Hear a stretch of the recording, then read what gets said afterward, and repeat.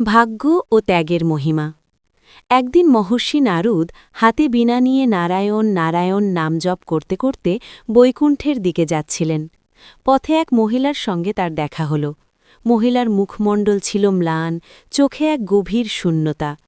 তিনি করুণ স্বরে আর্তনাদ করে উঠলেন, হে মুনিবর, আজ পর্যন্ত আমার কোলে কোনো সন্তান খেলেনি। আপনি তো স্বয়ং ভগবানের দেখা পান, দয়া করে তাকে একটু জিজ্ঞাসা করবেন আমার কোল কবে ভরবে। নারদজি করুণার সাথে মহিলার দিকে তাকিয়ে বললেন, ঠিক আছে মাতা, আমি অবশ্যই জিজ্ঞাসা করব। এই বলে তিনি এগিয়ে গেলেন। বৈকুণ্ঠধামে ভগবান হাসি মুখে নারদকে স্বাগত জানালেন, এসো নারদ, সব কুশল তো?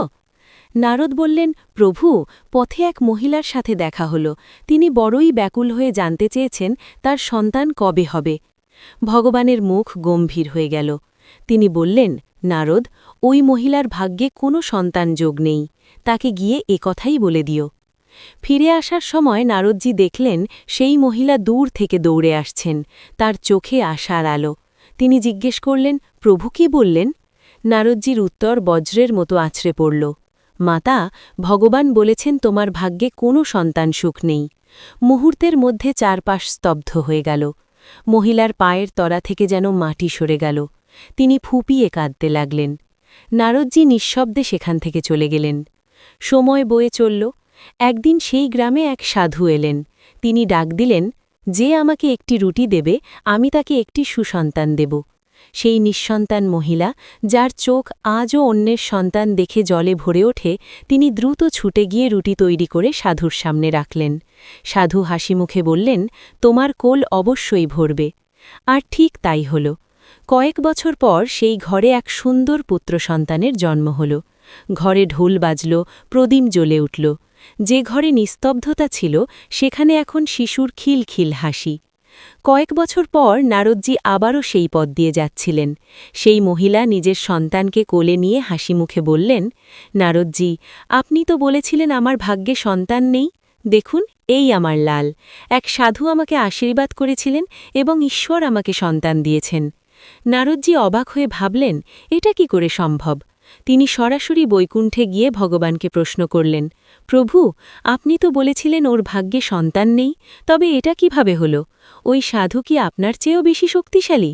ভগবান হাসলেন না, বরং গম্ভীর হয়ে বললেন, নারদ, আমার শরীরটা ভালো নেই, একটি ওষুধ লাগবে। মর্তলোক থেকে এক বাটি মানুষের রক্ত নিয়ে এসো। নারদজি হতভাগ হয়ে পৃথিবীতে নামলেন। তিনি দাঁড়ে দাঁড়ে ঘুরলেন, কিন্তু কেউ রক্ত দিতে রাজি হল না। বরং লোকে উপহাস করে বলল, ভগবান অসুস্থ, যাও যাও, পাগল কোথাকার। নারদ ক্লান্ত হয়ে এক জঙ্গলে পৌঁছলেন। সেখানে সেই সাধুর সাথে তার দেখা হল। সাধু জিজ্ঞেস করলেন, নারদজি, এই জঙ্গলে কি করছেন? নারদ অসহায় স্বরে বললেন, প্রভু এক বাটি মানুষের রক্ত চেয়েছেন। সাধু এক মুহূর্তও ইতস্তত করলেন না। তিনি বললেন, ছুরি দিন। কোনো কথা না বলে তিনি নিজের শরীর থেকে রক্ত বের করে বাটি ভরে দিলেন। নারদ স্তব্ধ হয়ে গেলেন। সেই রক্ত নিয়ে তিনি বৈকুণ্ঠে পৌঁছলেন। ভগবান বাটিটি হাতে নিয়ে বললেন, নারদ, এটাই তোমার প্রশ্নের উত্তর। যে সাধু আমার জন্য নিজের প্রাণের রক্ত দিতে এক মুহূর্তও ভাবেনি, তার ইচ্ছায় কি আমি কাউকে সন্তান দিতে পারি না? আর তুমি, তোমার শরীরেও রক্ত ছিল, কিন্তু তুমি এক ফোঁটাও দিলে না। শিক্ষা: মানুষের ভাগ্য কেবল তার ললাটের লিখন বা প্রারব্ধ দিয়ে তৈরি হয় না।